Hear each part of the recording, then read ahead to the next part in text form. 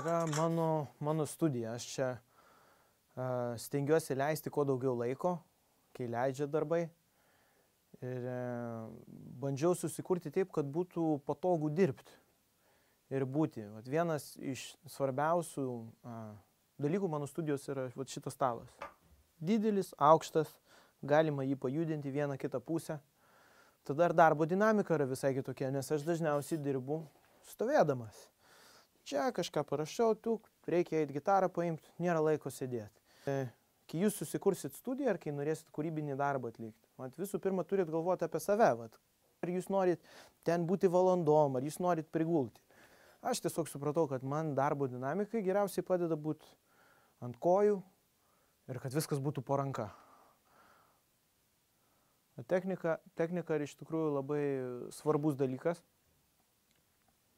bet gali padaryti dvi didelės klaidas su technika. Pirma klaida yra, kai prisiperki nereikalingų dalykų. Tai yra žiauriai blogai, nes iš tikrųjų tai yra pinigų gaišimas. O antra klaida, kurį aš pats esu daręs dažnai, yra, kai perku kažkokį daiktą ir nežinau, kaip jo naudoti. Bet yra išsiganimas šitai problemai, tas išsiganimas yra ten apačioj. Čiuk, matai. Matot?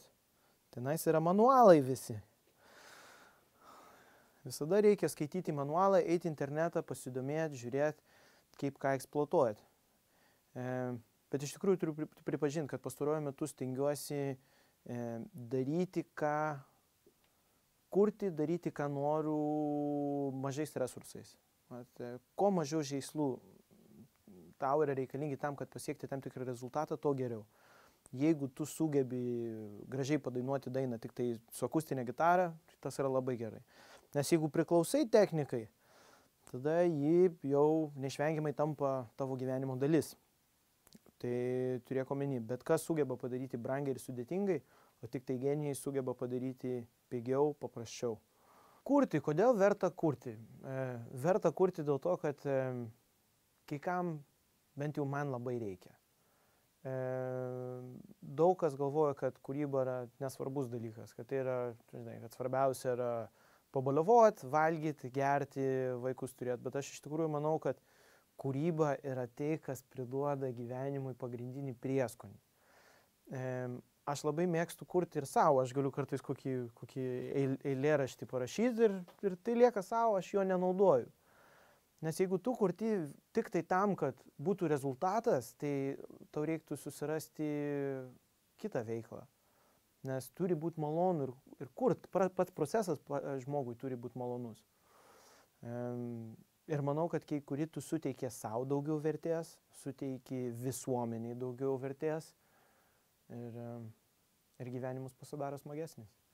Skirtingi žmonės kūrė skirtingai. Yra žmonės, kurie kūrė tik tai vakarais, yra žmonės, kur tik tai gali kurti rytais. Aš bent jau stengiuosi medituoti kokių 15 minučių prieš tikrą kūrybinį darbą, tam, kad išvaryti visas mintis keistas iš galvos ir tam, kad pradėti nuo baltos būsenos. Tai man padeda.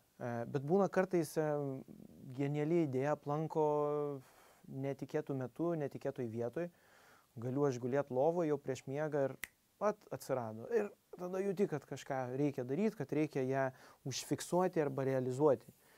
Ir kūryba iš tikrųjų yra toks įdomus dalykas, nes kuo daugiau kuri tu jauti, kad truputį ta kūryba priklauso nuo kažkokių keistų metafizinių išorinių reiškinių, kur tu kartais pats nesugebi suvokti. Ir kai pradedi kurti arba įgyvendinti tam tikras idėjas, kurios iš tikrųjų yra genialios, tu kartais jauti, kad jos negimė pas tave galvoje, jos iš kažkur įplaukė tavo smegenys iš neapibrėžtos vietos. Aš stengiuosi pastaruoju metu daugiau kurti vienas, nes man gyvenime labai trūko individualios kūrybos. Arba gal reiktų pasakyti, kad pastaruoju metu per paskutinius 7 metus labai intensyviai dirbau su savo chebra ir tai kartais gali būti labai varginantis procesas. Kita vertus, tai irgi gali būti labai malonus. Jeigu tu surandi savo draugų kolektyvą, tu turi būti kaip draugas su jais, jūs turi tartis demokratiškai, tu turi atsižvelgti jų jausmus, tu turi padaryti, kad jie jaustųsi vertinami. Ir jie taip pat irgi turi tau suteikti tų pačių emocijų, pagarbos ir meilės iš tikrųjų. Galiu pasakyti, kad dabar aš stengiuosi truputį daugiau kurti vienas, nes tiesiog man to trūko. Bet manau, kad žmogus visada turėtų ir pasistengti kurti su kitais, ir vienam. Ir jeigu tu turi tą gerą pusiausvyrą, tada tampi geresniu žmogum. Kurti kartu iš tikrųjų yra tam tikra gyvenimo mokykla. Nes kūryba gali būti labai ekstremalus procesas. Tau reikia tartis su žmogum, tau reikia įtikinti juos jį daryti tam tikrus dalykus, tu turi sutarti, sutikti. Ir iš tikrųjų žmogus, jis pats turi jaustis patogus su savim. Ir aš nenoriu pasakyti, kad jis turi būti agresyvus, bet tu turi pakankamai savim pasitikėti ir tu turi irgi pasistengti suprasti kitus. Suprasti, gerbti.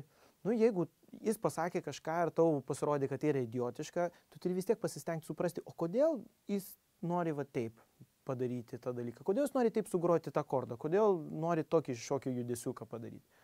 Svarbiausia yra supratingumas. Ir irgi vėl norėčiau pabrėžti, kad svarbiausia nėra galutinis rezultatas, o procesas. Jeigu tu manai, kad tu gali sukurti gerą rezultatą, aukojant gerus santykius ir gerą nuotaiką, aš bent jau nesutinku.